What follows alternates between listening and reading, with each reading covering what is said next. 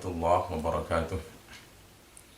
Alhamdulillah alladzi amarana bil i'tisami bihablillahil matin wal akhdhi bi syar'ihil hakim.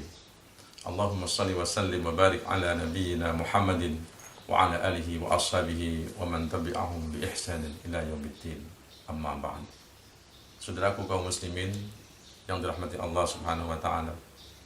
Segala puji marilah kita selalu panjatkan kehadirat Allah Subhanahu wa taala atas segala limpahan rahmat, hidayah dan inayah dari Allah Subhanahu wa taala.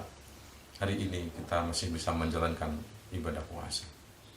Salawat dan salam semoga selalu tercurah kepada Nabi Muhammad sallallahu alaihi wasallam, Nabi akhir zaman, Nabi yang telah mewariskan kepada kita dua hal, yaitu Al-Quran dan As-Sunnah, yang kalau kita berpegang kepada keduanya, insyaallah kita akan selamat dari dunia sampai akhir. Saudaraku kaum muslimin rahimakumullah, bulan puasa mendidik kita semuanya untuk menjadikan kita sebagai orang yang bertakwa. Orang yang beriman adalah syarat utama, kemudian tidak ditingkatkan derajatnya oleh Allah Subhanahu wa taala menjadi orang-orang yang bertakwa. Diabadikan di dalam surat Al-Baqarah, Allah berfirman, A'udzubillahi minasyaitonir rajim. Ya ayyuhalladzina amanu kutiba 'alaikumusiyam kama kutiba 'alal ladzina min qablikum la'allakum tattaqun. Wahai orang-orang yang beriman, telah diwajibkan atas kalian berpuasa sebagaimana telah diwajibkan atas orang-orang sebelum kalian, supaya kalian menjadi orang yang bertakwa. Maka kalau kita memperhatikan firman Allah ini, puasa diwajibkan oleh Allah kepada orang-orang yang beriman, yang dengan keimanan itu, kemudian dengan proses puasa, Allah hendak menjadikan orang-orang yang beriman itu menjadi orang yang bertakwa. Karena memang sungguhnya takwa itu adalah kedudukan yang paling tinggi di sisi Allah Subhanahu wa taala. Allah berfirman, Inna akramakum indallahi atqakum. Sesungguhnya orang yang paling mulia di antara kalian di sisi Allah adalah orang yang paling bertakwa.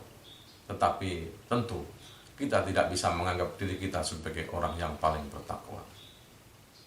Saudara kaum muslimin rahimakumullah, orang yang bertakwa memiliki kedudukan yang tinggi di sisi Allah. Dan karena itu Allah telah memberikan keutamaan kepada orang yang bertakwa ini. Di antaranya disebutkan di dalam surat At-Talaq, ayatnya berurutan. Allah misalnya menyebutkan di dalam surat At-Talaq ayat 2, Allah berfirman, wa may yattaqillaha yaj'al lahu makhraja. Kemudian ayat yang berikutnya Allah berfirman, wa yarzuqhu min haitsu la yahtasib wa may yatawakkal 'ala Allahi fa huwa hasbuh. Innallaha balighu amrihi qad ja'ala Allahu likulli syai'in qadra.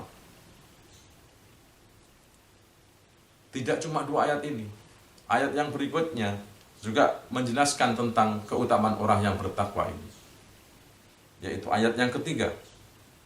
Di akhir ayat yang ketiga Allah menegaskan, wa may yattaqillaha yaj'al lahu min amrihi yusra. Kemudian ayat yang berikutnya disebutkan, ayat yang kelima, wa may yattaqillaha yukaffir anhu sayyi'atihi wa yu'dim lahu ajra. Kalau kita lihat ayat-ayat ini, saudaraku sekalian yang dirahmati Allah, ada beberapa keutamaan yang diberikan Allah kepada orang-orang yang bertakwa. Pertama adalah wa may yattaqillaha yaj'al lahu makhraja. Allah akan memberikan solusi, jalan keluar pada persoalan yang dihadapi oleh orang yang bertakwa. Manusia hidup pasti memiliki persoalan-persoalan, dan persoalan itu semakin hari tentu semakin banyak. Tetapi Allah di dalam firman-Nya ini menjelaskan bahwa orang-orang yang mau bertakwa akan diberikan makhraja. Makhraja itu adalah jalan keluar, yaitu solusi dari persoalan-persoalan yang hidup, persoalan-persoalan hidup yang dihadapi oleh seorang manusia yang bertakwa itu. Kita lihat saudaraku sekalian yang dirahmati Allah Subhanahu wa taala, bagaimana jalan keluar yang diberikan oleh Allah kepada orang yang bertakwa ini. Sejarah telah menunjukkan kepada kita bagaimana para nabi yang bertakwa itu diberikan jalan keluar oleh Allah Subhanahu wa taala ketika menghadapi persoalan. Satu contoh, Nabi Musa alaihi salam. Ketika Nabi Musa dikejar oleh Fir'aun karena dia berjuang menegakkan kalimat tauhid, Fir'aun tidak suka. Maka Fir'aun hendak membunuh Nabi Musa. Dan ketika Fir'aun mengejar Nabi Musa alaihi salam sampai Nabi Musa di depan laut, di belakang adalah Fir'aun dan bala tentaranya. Tetapi saudaraku sekalian, jangan khawatir. Allah memberikan solusi kepada Nabi Musa alaihissalam, yaitu Allah memerintahkan kepada Nabi Musa untuk memukulkan tongkatnya. Idrib bi'asakal bahr. Pukulkanlah tongkatmu itu ke laut. Apa yang terjadi saudaraku sekalian yang dirahmati Allah Subhanahu wa taala? Famfalaqa kullu firqin kattawdil adim. Laut itu terpecah menjadi dua dan di tepi kanan kirinya seperti ada dinding sehingga air tidak bisa mengumpul. Dan disitulah kemudian Nabi Musa alaihissalam terus berlari sampai ke ujung. Fir'aun mengejar di belakang. Sampai akhirnya Nabi Musa telah lewat dari laut itu. Fir'aun masih ada di tengah laut. Kemudian Nabi Musa memukulkan lagi tongkatnya ke laut. Akhirnya laut itu kembali seperti semula. Dan Fir'aun bersama bala tentaranya tenggelam di dalam lautan itu. Inilah salah satu contoh bagaimana Allah memberikan jalan keluar kepada apa yang dihadapi oleh seorang yang bertakwa. Saudara kaum muslimin yang dirahmati Allah Subhanahu wa taala. Ini yang pertama. Kita sebagai umat yang beriman, maka wajib untuk mengimani hal yang demikian ini. Allah memberikan solusi. Jadi saudaraku sekalian, jangan khawatir. Sebagai orang yang beriman, kita punya sandaran untuk hidup kita ini, yaitu Allah Subhanahu wa taala. Dan pasti Allah memberikan pemecahan pada persoalan yang dihadapi oleh umat Islam. Kemudian yang berikutnya Allah menyebutkan wa may yatawakkal 'ala Allahi fahuwa hasbuh. Dan barang siapa yang mau bertawakal kepada Allah, Allah lah yang akan memenuhi kebutuhan orang itu. Makan dipenuhi oleh Allah Subhanahu wa taala. Kehidupannya dipenuhi oleh Allah Subhanahu wa taala. Bagaimana kisahnya Maryam yang dia sudah dijamu oleh Allah Subhanahu wa taala. Dicukupi kebutuhannya oleh Allah Subhanahu wa taala. Dan masih banyak kisah-kisah para nabi yang lain yang menggambarkan bagaimana kemahakuasaan Allah mencukupi kebutuhan orang-orang yang mau bertakwa. Kira-kira saudaraku sekalian, pernah tidak merasakan bagaimana Allah telah memenuhi kebutuhan hidup kita? Yang kedua. Kemudian yang ketiga, qad ja'alallahu likulli syai'in qadra wa may yattaqillaha yaj'al lahu min amrihi yusra. Ayat yang di bawah lagi ya, ayat yang keempat Allah menjelaskan wa may yattaqillaha yaj'al lahu min amrihi yusra. Barang siapa yang bertakwa kepada Allah, Allah akan memberikan kemudahan kepada urusannya.